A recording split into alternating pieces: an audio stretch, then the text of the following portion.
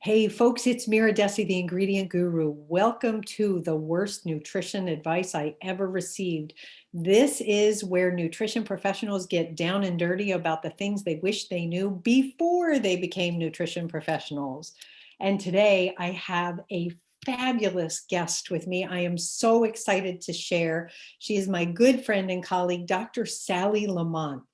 And she is a licensed naturopathic doctor, an acupuncturist, an educator, and a cook. And she focuses on healthy aging, digestive issues, metabolic and hormonal imbalances, prediabetes, and dementia through personalized nutrition treatment plans that address the root cause. Dr. LaMont earned her naturopathic medicine degree in 1981 from the National University of Natural Medicine and her Master of Science in Oriental Medicine in 1986 at Emperor's College of Traditional Chinese Medicine. As a prior executive director of the California Naturopathic Doctors Association, she is part of the team that was responsible for granting almost 40 million people access to natural health care, and she was awarded Physician of the Year in 2001 by the American Association of Naturopathic Physicians for her work. Dr. Sally, welcome. Thank you so much, Mira. It's a pleasure to be here with you. So I gotta ask, what's the worst nutrition advice you ever received? Well, it's a hard call because there's a lot of crazy stuff out there. But one of the things that I think I would categorize as incorrect advice at this point, looking back, the most incorrect advice I received, and this was right as I started naturopathic school in the late 70s, was that once I became a vegetarian, a really strict vegetarian, my gut microbiome would change enough that when I ate rice and beans, I wouldn't be bloated and gassy. And of course, this isn't a subject most people are willing to talk about, but as a naturopathic doctor, where we're always working with digestion and diet, I really wanted to comment on this because a lot of us have been told, oh yeah, the longer you eat it, eventually you'll start to cultivate a set of microbes that really thrive on those fibers, and that bloating and gas will go away. So Oh boy, that is a really big shift, especially if you're being a responsible vegetarian, i.e. not a carbotarian, and you're actually eating a lot of legumes. Like, let's talk for a second about why legumes make people gassy. Well, they make people gassy because they have a lot of fermentable carbohydrate in it. They're very high in fiber. In fact, they're all on that list of FODMAPs, the fermentable carbs. And so do beans have a lot of fermentable carbs. That's a good thing in that it feeds the bacteria in our large intestine the substrate they need to thrive and to propel through food through the gut with peristalsis. The challenge, of course, occurs when you have some small intestinal bacterial overgrowth where those microbes have translocated from the large intestine to the small intestine. And then when we overeat a lot of especially legumes and beans, we can generate a lot of gas and bloating. So when I learned about this, I don't know that in fact, I know that I wasn't very well informed. This was 40 years ago, and I was just starting naturopathic medical school. So I shifted my diet away from meat and potatoes, which I grew up in Kansas, and that was what people ate up until the 70s. So I had little knowledge, but I was a good student. So I went to the library and brought home cookbooks, and I learned to make lentil soup, and I soaked my beans and I pressure cooked them, and I did them all sorts of different ways. I made minestrone and split pea soup and red lentil dal and made rice and beans and tostadas and burritos. And I did this for 10 years. Over the course of that time, I think that the takeaway for me here was that I was unable to change that microbiome sufficiently. Just eating more wasn't enough. Yeah. I tried food combining. I took digestive enzymes by the handful, Beano Wow. and many others. Um, I made my own yogurt and kimchi. And I mean, heck, I even had a kombucha SCOBY going in my kitchen back in the 80s in an effort to, put a different set of microbes. I worked on it for 10 years until it kind of hit a point where I couldn't do it anymore. I was diagnosed with irritable bowel syndrome. I Wow. was constantly bloated and gassy beyond comfort. I started to get anemic. I wasn't getting enough B12. I mean, of course, I annoyed everyone in my extended family, claiming that, we all had to be vegetarians like me. And, I started to gain extra weight and was becoming hypothyroid. And that's when I called it and said, I need to make a change. I need to try something different here. And of course, I was eating a lot of veggies, but what I began to do was bring in small quantities of chicken and fish. Gosh, I didn't bring in beef or pork for decades. But as soon as I reduced my intake, not completely eliminated it, but brought in a form of protein that worked better for my body, and Yeah. we'll talk about that more in a minute, my digestion shifted. That constant bloat and gas began to clear. And I learned that what is right for one person might not be right for another. And I have some Well, ideas. and I love that you said that because, from everything that you're sharing, you were doing everything that everyone who wants to be a healthy vegetarian is told to do, which Yeah. is to make sure that you're food combining, that you're getting enough, your amino acid balance is where it needs to be, to make sure that you're getting, those lactoferments into your system so that you're inoculating your system and keeping your bacteria well. And I would like to stop and say it is not to say that there aren't people who can be vegetarian and eat a high legume and bean diet and not have that issue. But, now let's go forward and talk about the bio-individuality part of it. Right, right. Well, one caveat for me, and that is that I'm an O blood type. Okay. Now, all humans came onto the planet as O blood types. We were all hunter-gatherers. We ate berries and roots and greens. And when we found it, we had protein. So we were all, what's the word I'm looking for? Omnivores. We ate Right. what we could to survive. O blood types turn out, I mean, there's a lot of genetic differences that commingle with our blood type. And O blood types make a little more hydrochloric acid in the stomach than the other blood types. We're Oh, designed wow. I didn't know better. that. Isn't that interesting? That's Oh, a Peter wow. That's Vietnam of fascinating. the blood type diet guys. Research yielded that. And when I learned that, it kind of gave me comfort that I wasn't like doing something wrong, but I really truly was eating right for my type. Hmm. And as soon as I made that shift, I swear my stomach became flat again and I wasn't in that constant stress. Right. So, my message to you guys is to experiment, to see how your body responds to different diets. Weigh your body's needs as much as other concerns. And by that, I think right now, especially, there are many people who are 1000% religious about we must all become vegans. It is the only way to solve our planet's problems and to be healthy. Um, I love the concept, but I haven't found it to work in clinical practice as a doctor. I mean, I'm remembering one time a young lady came in to see me who was a vegetarian. She was very anemic. She was iron deficient anemic, she Oh, was B12, she was fainting, she was having dreams about eating meat.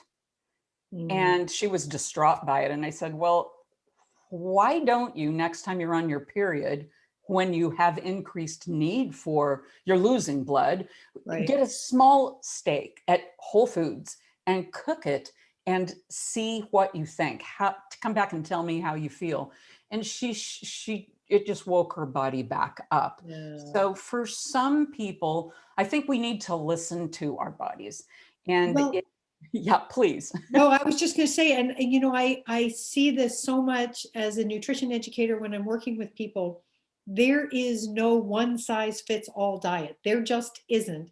And I don't care what the popular diet of the moment is, whether it's, you know, and I'm just going to call out some names here, but whether it's paleo or Mediterranean or Norwegian or whatever, like those work for a certain population, but there is no one diet that fits every single human on the face of the planet, except to not eat crap. Exactly. You know, let's not eat junk food ingredients and you know, non-nutritive chemicals. But I think part of the challenge is figuring out what works for different people and to have people get in tune with their body. And so many people don't understand that the microbiome really is the core of wellness, because that's where so many vital processes happen to produce neurotransmitters, to, you know, remove nutrients so that the body can do what it needs. And if you don't have a well-balanced microbiome, you're not going to get what you need in order for your body to be healthy. Right, absolutely. And to that end, I think we need to be willing to experiment. And Yeah. what works at one phase of our diet might not work, I mean, of our I, life, might not work at another phase of our life. So I'm glad I did that experiment back then. yeah. I Well, and gave, I'm so glad that you said that, because, you know, so my personal story is that many years ago, I was diagnosed with ulcerative colitis.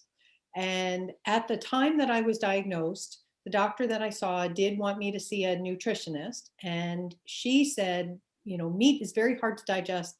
I would like you to follow a vegetarian diet for, I don't know, I think it was like 3 or 4 months, and I felt so good doing that that I became a vegetarian, a very strict vegetarian for 7 years. And then somewhere after that, I just began to, like, I was feeling tired and I was feeling more run down and things weren't going as well. I wasn't digesting as well. And I was talking to a colleague of ours who said, you know, maybe you need a little meat. And I decided to try it. And what I realized is the amount of meat that I was eating when I was younger was probably too much. yes, And the no meat thing worked for a period of time. I was able to regain my health, regain my energy. I felt great. That was wonderful. But then I got to this other point in my life where it's like I have less meat at a meal now than I used to. But I do, and we do have, you know, meatless meals. yeah, It's we don't eat meat 21 meals a week, but you know, we're my husband and I both eat less meat, and I feel like it's healthier for us. But again, it's a biological thing, and it's so funny that you were talking that about, you know, a blood type O. And I think in terms of people really recognizing how their body's working and to look at their diet as a source of how they're nourishing their body is really important. yes, I agree. I think we all need to be eating a plant-based diet. That's how we got here. And what we need to determine is how much protein is right for us. The way those of us raised in the Midwest ate protein was a big piece of meat, usually very overcooked. And in restaurants, they serve 8 16-ounce steaks or more. Oh, We wow. need a few ounces. Uh, Right. Eat more the way they do in the Asian culture, or even in Europe, even in the slow food movement out of Italy, they have chicken, fish, beef, pork, lamb, but they put a few ounces on a plate. Sure. And Yeah. that's actually what are surrounded, by the way, by a brightly colored array of vegetables. only you know this, 1 in 10 Americans gets the 5 servings of vegetable and fruit that we're supposed to be eating. So we have a long ways to go to shift towards this ideal diet. But I think when we look for balance instead of an extreme, we're going to find more people are able to meet the recommendations of adequate protein, enough vegetables, and the right grain and bean combo to really thrive. Sure. Well, and actually that sort of brings up a side point, which is that talking about digestion and everything is making me remember, I want to share with people that everybody farts. Like even it's true, even if you eat a super clean diet, like there's just going to be times when your system's going to respond that way. It's not that we should never fart. It's Right. just that if it's excessive, if it's accompanied by bloating, pain, distension, that kind of thing, that's not normal. Exactly. It is normal to have gas. It is exhaust. Watch your dog. They Yeah. toot. Yeah, Yeah, but sometimes. depending on what we feed them. No, Yeah. I'm glad you made that point, though. It is normal to have a little exhaust. It Yeah. is abnormal to feel cramping and pain and to like have a room be so noxious from poorly digested food, both up in the gut and then by the microbiome below. So Sure. balance is the key, and be willing to do just like that doctor initially told you. Take 3 months and Yeah. experiment with this kind of a diet, more grains and beans, of course gluten-free grains, Yes. and then introduce a little bit of fish and chicken. See how you do. Find out if you thrive and your B12 and iron levels come up. If you bring meat, red meat, in maybe once a week, and we're talking 4 ounces, Yeah. stir fry, or a little bit of grilled meat on a beautiful salad. There's, a grain bowl. There's so many ways to do it. And if you Absolutely. experiment, you'll find what works best for you. Absolutely. No, I think that sounds great. So before we wrap up, I want to ask you, do you have any top tips for things that people should do to support or nourish their microbiome? Like, what are your top 3 tips for people for their microbiome? Let's see. First of all, don't eat refined and processed foods and sugars, period. All that stuff has to go. That, the bad grains, the milled flours, and too much sugar creates a pro-inflammatory group of bugs down there. So get that out. Another tip I would say is to bring in, if your body can handle it, some fermented milk products, as in kefir or yogurt. It turns out that many people don't do well with dairy. It has casein and whey, 2 proteins that are difficult to digest, are common allergens. But when they're properly fermented, many of the proteins in milk are transformed into a group of what are called antimicrobial peptides that actually have some antiviral effects. So that it makes the ability to consume milk products more possible, more healthy, and is bringing in, the lactobacillus species. And And if I can interject for just a second, the other thing that I really love, I know a lot of people, especially, in North America, we just don't tolerate dairy very well. Once we get past a certain age, our body stops producing the enzymes that we need to deal with it. But another really wonderful dairy product for those who can tolerate it is ghee. oh, I love think, it. because it's clarified butter, so the milk solids are removed, and that also gives you the ability to get some of what you need. And it's also very supportive to the gut. So that's a good choice as well. Yes, I agree. I love ghee. It makes everything better. Oh, it Uh, tastes so fabulous. and it gives it adds a joy to eating sometimes, that if you can give people permission to bring a little ghee into their diet, they'll often do really well with it. Yeah, absolutely. And I think bringing on a very good probiotic, Mm. or two or three, that you rotate, so Okay. that, you might use, and you want to get a good dose, like maybe 50 to 100 billion per capsule, considering that we have 100 trillion microbes in and on our gut. Then we know that putting in 50 to 100 billion isn't very much, but I think it's good to rotate a few different types through, including maybe a spore forming Mm. set of bacteria that, there's lots of different brands out now that act like policemen in the gut to tamp down those that promote inflammation, and bring up levels that are the peacekeepers. No, that's great. And I love, how you suggested rotating them because that allows, there are so many different kinds in our system that we don't want to rely on just one. So when we rotate them, we're sort of giving equal play to others as well. That's just wonderful.